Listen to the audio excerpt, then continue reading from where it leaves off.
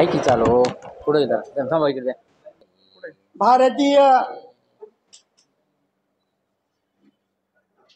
जन विकास महाआघाडी महाराष्ट्राच्या 48 लोकसभा मतदारसंघामध्ये आवाज येते का उमेदवार उभे करत आहेत। या निमित्तानं पहिली बैठक अरे एसी चालू 18 डिसेंबर रोजी वो खिड़की बंद कर भारतीय जनविकास महाआघाडीची पहिली बैठक मुंबई मराठी पत्रकार संघ कार्यालयातच झालेली होती आणि त्यानंतर आज ही पत्रकार परिषद घेत असताना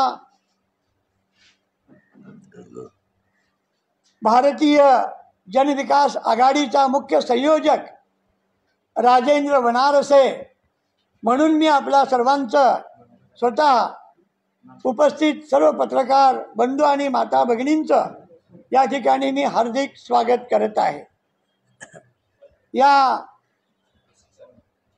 भारतीय जन विकास महाआघाडीचं लोकसभेतलं नेतृत्व सामाजिक लोकनेते हेमंत पाटील आहेत। त्यांच्या नेतृत्वाखाली महाराष्ट्रातल्या आम्ही निवडणुका लोकसभेच्या लढवत आहोत।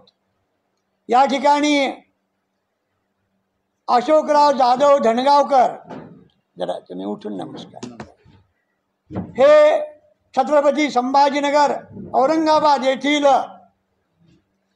रहिवासी असून भटके विमुक्त आदिवासी सामाजिक न्याय संघटनेमध्ये महासंघाचे हे राष्ट्रीय अध्यक्ष आहेत। कामगाराच्या जनांदोलनामध्ये त्या संघटना चालवत असतात आणि या आघाडीचे महाराष्ट्रातले ते अग्रगण्य नेते म्हणून आघाडीचे मुख्य सल्लागार म्हणून ते मार्गदर्शक म्हणून आमच्या सोबत आहेत। महाराष्ट्रातली निवडणूक लढवत असतानाच देशभरामध्ये सुद्धा ही आघाडी लोकसभेच्या निवडणुका लढवत आहे आणि महाराष्ट्राच्या बाहेर दिल्लीपासनं या ठिकाणी आम्ही बेंगलोरपर्यंत सगळा प्रवास करून अशोकराव धनगावकर जाधव यांनी काही ठिकाणी वेगवेगळ्या राज्यातल्या राजकीय पक्षांना सुद्धा उमेदवारी भरल्यानंतर भारतीय जन महाआघाडीमध्ये समाविष्ट व्हावे असा प्रवास केलेला आहे। त्यांचं मी या ठिकाणी उपस्थित असलेले आमचे मित्र यांना विनंती करतो की या पत्रकार परिषदेमध्ये त्यांचं हार्दिक हार्दिक स्वागत करावं।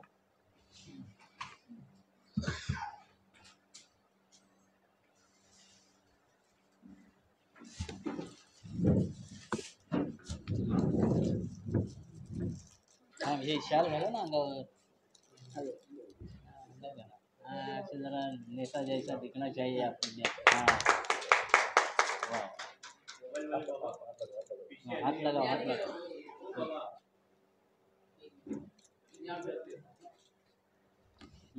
हेमंत पाटीलजी यांचं पण स्वागत या ठिकाणी करावं।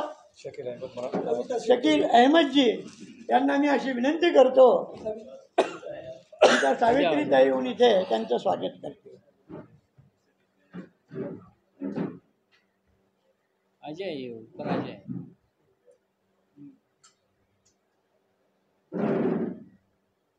पुढे बसायचं म्हणजे आपण त्यांना येतो। आइए नहीं ये दो सिर्फ ये दो अपना नहीं शाल भी गाय नहीं शाल नहीं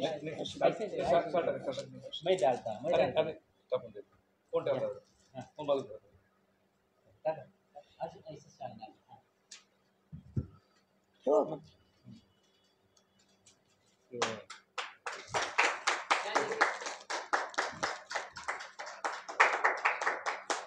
ओके धन्यवाद। यानंतर भारतीय जन विकास आघाडीचे मुख्य निमंत्रक, मुख्य संयोजक आदरणीय राजेंद्र वनाचे साहेब यांचं स्वागत शकील अंसारी साहेब करतील. शकील अंसारी साहब गया इधर शाल इधर शाल भी लेके आओ पहिले शाल झालं बाजू. हाँ हमारे नेताओं को इकडे इकडे फिरवू आपण हे करतो. हां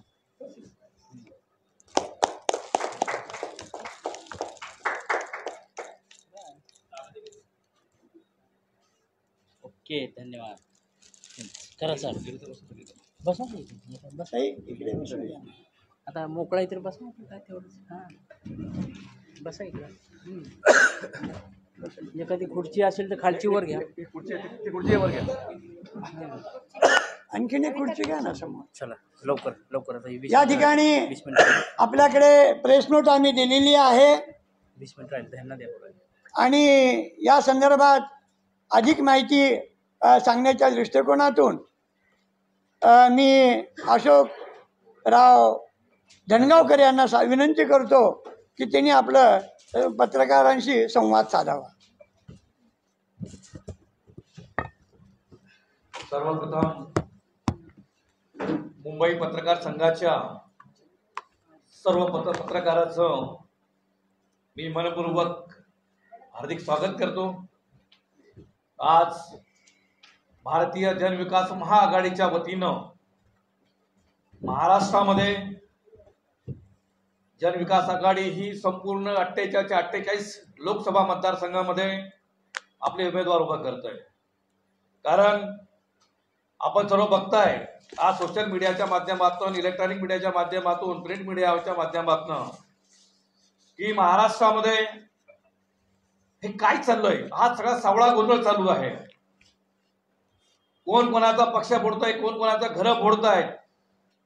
सत्तेसाठी एवढी लाचारी आम्ही कधी बघितली नाही. डॉक्टर बाबासाहेब भीमराव आंबेडकर साहेबांनी जी देशाला घटना दिली होती त्या घटनेची कुठेतरी राज्यघटनेची पायमल्ली होताना दिसते.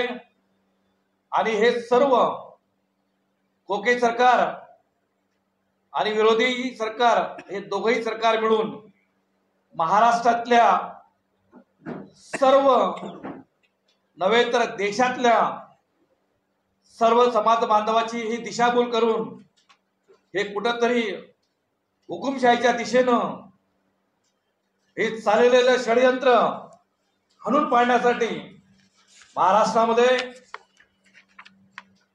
21 पक्ष आणि 28 ते 30 सामाजिक संघटना मिळून आम्ही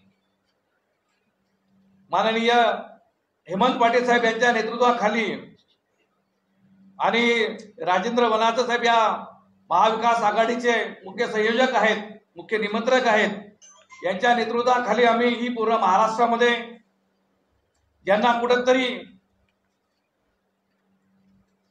हे देशातलं जनतेची चाललेली दिशाभूल थांबवण्यासाठी आम्ही प्रयत्न करणार असून जास्तीत जास्त ठिकाणी महाराष्ट्रासह देशामध्ये 150 ते 200 जाग्यावरती भारतीय जन विकास महाआघाडी आपले उमेदवार उभे करत आहेत. यामध्ये social democratic party of India सारखा पक्षही आहे. आणि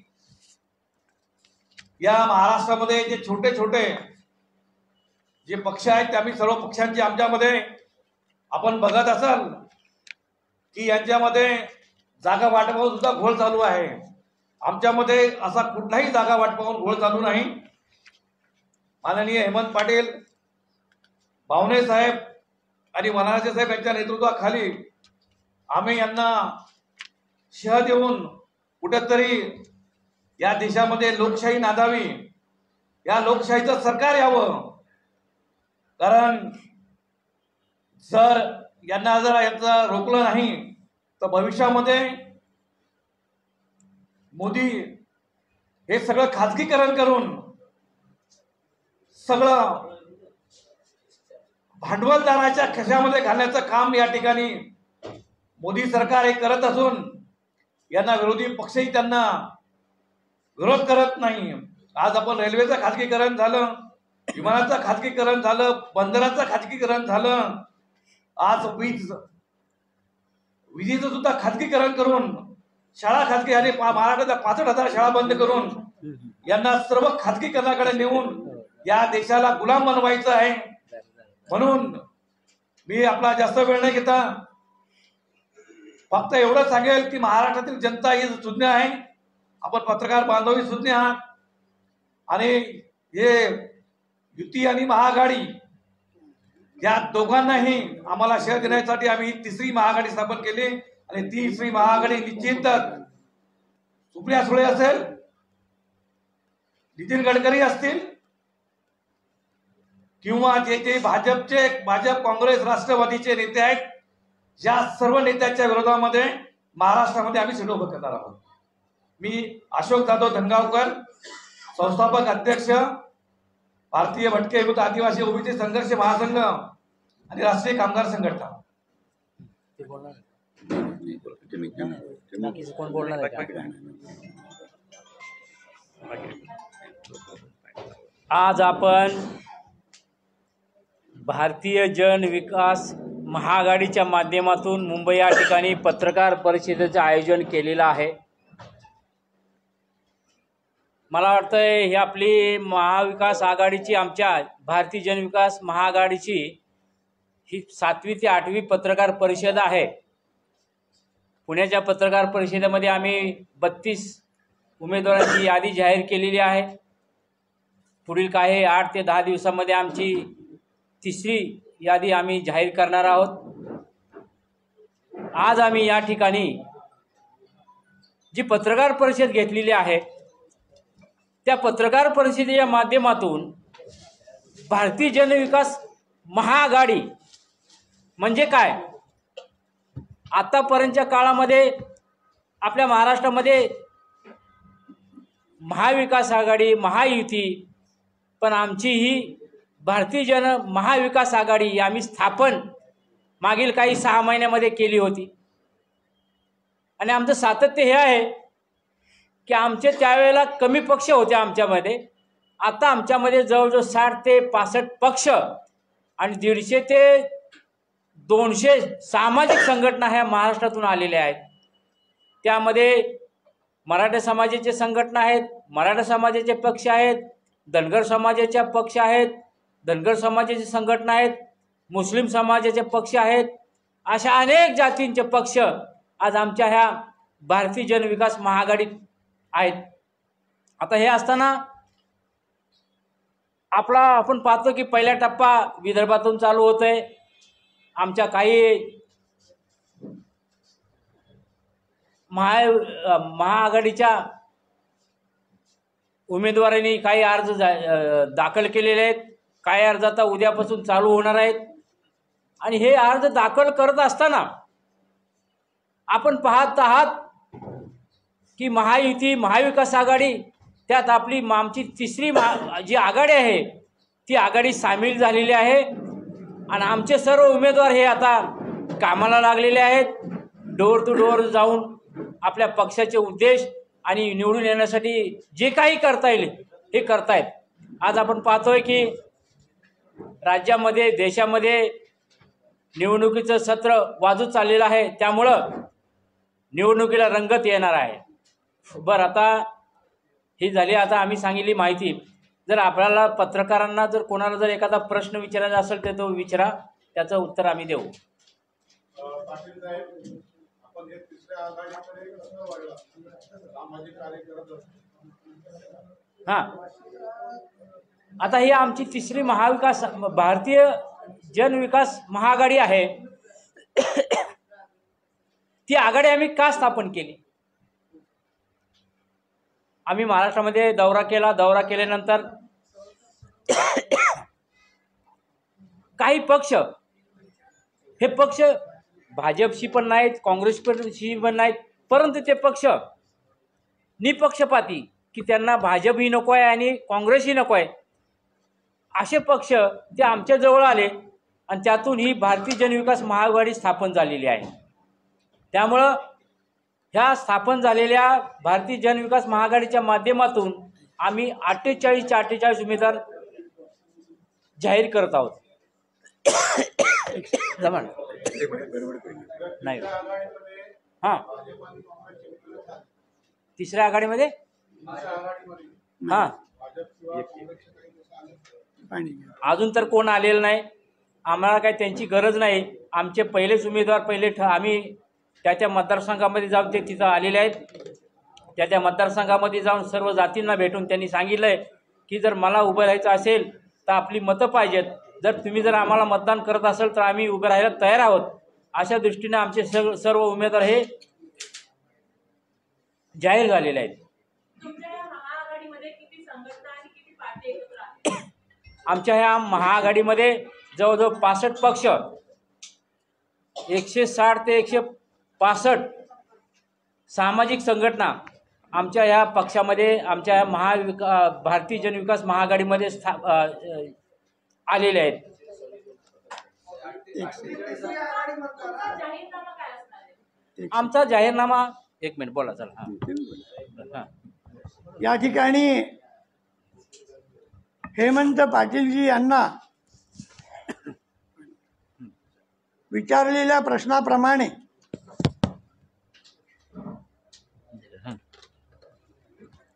भारतीय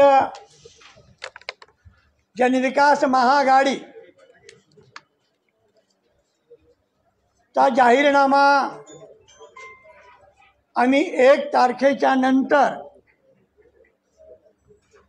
नागपूर येथील पत्रकार परिषद आणि आयोजित कार्यकर्त्यांच्या मेळाव्यात आम्ही घोषित करणार आहोत. परंतु या निमित्तानं सांगतो की खाजगीकरण, भ्रष्टाचार बोला 2 मिनिटात. आणि आरक्षण समर्थक अशा पद्धतीनं महाराष्ट्रामध्ये उमेदवारांनी अर्ज भरण्यासाठी सामाजिक क्षेत्रात असलेल्या उमेदवारांचा अर्ज आहे. तर या निमित्तानं मी एवढंच मध्ये हस्तक्षेप करून म्हणालो की जाहीरनामा नागपूर या ठिकाणी प्रकाशित होईल आणि उमेदवाराची यादी ही आम्ही टप्प्याटप्प्याने घोषित करत आहोत. त्यापैकी या ठिकाणी आता आदरणीय पाटील साहेब पुढे बोलतील. हां आणखी कोणाचा प्रश्न काय सांगा. तुमच्या प्रेसमध्ये लिहिलंय हां की निवडणुकीमध्ये पैशाचा पाऊस पडेल. हां तो मुंबईत पडेल की नागपूरला पडेल?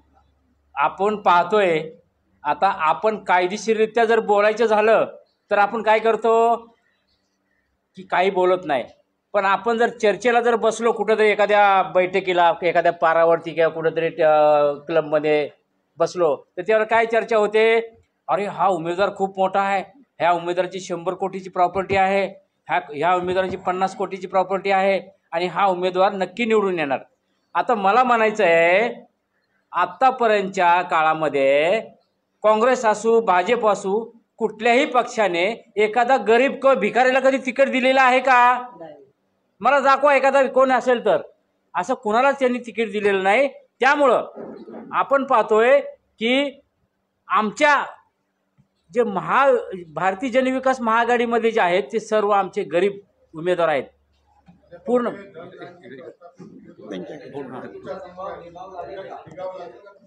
हां बोला. आता तुम्ही जो प्रश्न केला मित्रांनो, आता प्रेस मीडियामध्ये निवडणुकीमध्ये जे रोखे उभे राहिलंय, निवडणुकीचा जो फंड उभा राहिला, भाजपकडे जे 6000 कोटीचा फंड उभा राहिला, हा पैसा जो त्यांनी ब्लॅकलिंगच्या ईडी IB CIDच्या माध्यमातून जो पैसा जमा केलेला आहे, हा पैसा तो याच्यामध्ये खर्च करणार आहे.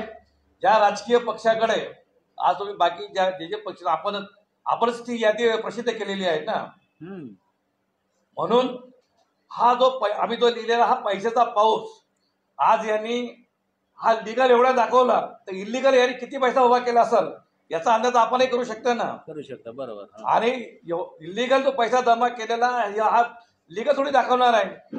कारण आज निवडणूक आयुक्तांना महाराष्ट्रामध्ये नाही तर पुऱ्या देशामध्ये जे त्यांनी स्वतःचा ऑर्गनायझर जे नेमले तर हे हा पैशाचा पाऊसच पडणार आहे. कारण यांनी जेवढंही सरकारने, मोदी सरकारने जेवढेही त्यांचे जे समर्थक उद्योगपती आहेत, कारखानदार आहेत, आता तुम्ही प्रेस मीडियाने एक यादी डिक्लेअर केली की 3 लाख कोटी रुपयाचं बरोबर उद्योगपतीचा जो फंड, उद्योगपतीचे जे पैसे यांनी माफ केले, यांना एखादं काही तर चिरमिरी मिळालीच असेल ना. आता हा पैसा तो या इलेक्शनमध्ये खर्च करणारच आहे तो. 6,000 कोटी. आणि हा साहजिकच जे आम्ही प्रेस नोटमध्ये दिलेला आहे, हा 100% पैशाचा हा पाऊस पडेल. आणि आम्ही तुमच्या माध्यमातून निवडणूक आयोगाला सुद्धा एक विनंती करणार आहे की येणारा पैशाचा पाऊस कसा थांबेल. आपण जे ऑर्गनायझर नेमले यांच्यावर आपण स्वतः लक्ष देऊन हे जे विकत घेण्याचा जो प्रकार आहे हा थांबला पाहिजे. हा कुठेतरी लोकशाहीला मारक आहे. हा प्रकार झाला नाही पाहिजे अशी आमची मागणी आहे. पाटील साहेब, भ्रष्टाचाराविरोधात जी मोहीम सुरू असते इंडिया अगेन्स्ट करप्शन, हां तशाच मोहिमा करणारा अरविंद केजरीवाल दिल्ली राज्यात 2दा मंत्री झाले, केंद्रशासित प्रदेश आहे तो. हां आज ते जेलमध्ये आहे. तुम्हाला काय वाटतं की तुम्ही इंडिया अगेन्स्ट करप्शनच्या माध्यमातून तुम्ही नेमकं कुठे आहात? संसदेत असाल की राजकीय कुरघोडीमध्ये जेलमध्ये असाल? आता कसं आहे की आपण जो मुद्दा उपस्थित केला केजरीवाल साहेबांचा, आता आपण तर पाहतोय की गेल्या 2 वर्षापासून ज्या वेळेला महाराष्ट्रामध्ये महायुतीचं सरकार आलं, केंद्रामध्ये 10 वर्षापासून मोदींचं सरकार आहे, जे नेते किंवा जे पक्षाचे कार्यकर्ते भाजपच्या विरोधामध्ये बोलत आहेत, त्यांच्या विरोधामध्ये ईडीच्या माध्यमातून आणि सीबीआयच्या माध्यमातून केंद्र सरकार, मोदी असो किंवा देवेंद्र फडणवीस असो, हे सर्व ईडीच्या माध्यमातून जेलमध्ये टाकण्याचे काम करत आहेत. ते का करत आहेत? तर त्यांना बाकीचे सर्व पक्ष, जे स्थानिक पक्ष, जे राज्य लेवल जे पक्ष आहेत, प्रादेशिक पक्ष, त्यांना संपवायचं, त्यांचे तुकडे करायचे आणि आपली जी राजकीय पोळी भाजून घ्यायची मताची, हे काम हे भाजप करतंय. त्यामुळं केजरीवालांना जी अटक केली ती चुकीची केलेली आहे. ते मुख्यमंत्री आहेत, त्यांचा काहीच संबंध नाही. कोर्टानं सुद्धा सांगितलेलं आहे की त्यांच्याबद्दल पुरावा नाही. पुरावा म्हणजे काय? आज आम्ही इथं बसलोय, तुम्ही तिकडे दाखवता, हा पुरावा.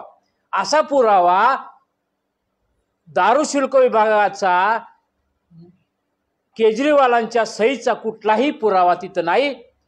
खालच्या मंत्र्याच्या माध्यमातून ते मुख्यमंत्री असल्यामुळे त्यांना त्यामध्ये गोवलेलं आहे आणि ते इंडिया आघाडीमध्ये जाऊ नये आणि त्यांची ताकद वाढू नये म्हणून केजरीवाल यांना तुरुंगात टाकलेलं आहे. मग याच पावलावर पाऊल ठेवून तुम्ही पुढे चाललात ना? तुमच्या वक्तव्यात निवडणूक शब्द केलाय. आता आम्ही तर गेले 15 वर्षापासून 15 ते 20 वर्षापासून भ्रष्टाचार विरोधामध्ये आम्ही लढत आहोत. आम्ही लढणार, शेवटपर्यंत लढणार. आमच्यावरती जरी ह्यांनी गुन्हे दाखल केले तरी आम्ही त्यांना तोड उत्तर देऊन त्यांच्या पूर्णपणे जे कुठलाही काही त्यांचा असेल त्याला आम्ही उत्तर द्यायला तयार आहोत. आमच्याकडे खूप मोठे पुरावे आहेत, त्यामुळे आम्ही कुणाला घाबरणार नाही. एवढ्या मात्र राष्ट्रवादी काँग्रेस, बीजेपी या सगळ्या मात्र पक्षाकडे तुमच्या पक्षाचा निकाल लागेल. मी सांगतो. दुसरा प्रश्न आहे, तुम्ही 48 जागा निवडणूक इच्छुक आहात. एवढे अनेक वर्ष हे पक्ष काम करतायत, ते देखील एवढी मागणी करत नाही. पण तुम्ही 48 जागा अवास्तव आत्मविश्वास. अहो साहेब, आम्ही गेल्या 25 वर्षापासून समाजकारणामध्ये, राजकारणामध्ये आहोत. आम्हाला मतदान कुणाला करावं, काय करावं, उमेदवार कसे उभे करावेत हे आम्हाला 15 ते 20 वर्षापासून माहिती आहे.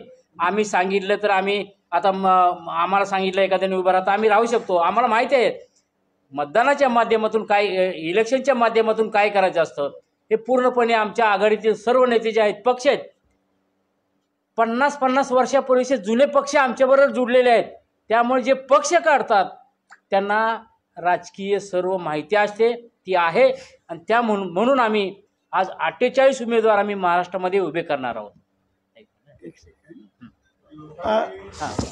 यांचं उत्तर का मतदान द्यावं? हां बोला. तुम्ही काही जसं एका पार्टीने सांगितलं की बोला. त्यांच्या खात्यावर 15 लाख कमावते, त्या तुम्ही काही करणार आहात? बोला.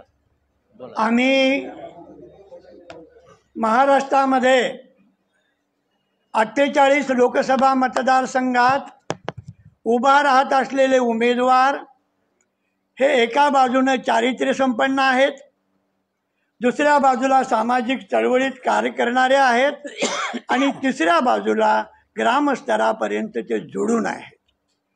प्रत्येक मतदारसंघातील उमेदवारांची संख्या आणि त्या ठिकाणी असलेल्या एकूण प्रचाराच्या माध्यमातून त्यांची असलेली लोकप्रियता म्हणजे धनदांडगे आणि जातदांडगे असणारे लोकप्रिय असतात असे नव्हे. तर दुसरी गोष्ट, आमचा उमेदवार हा त्या भागामध्ये सामाजिक क्षेत्रात कार्यरत आहे.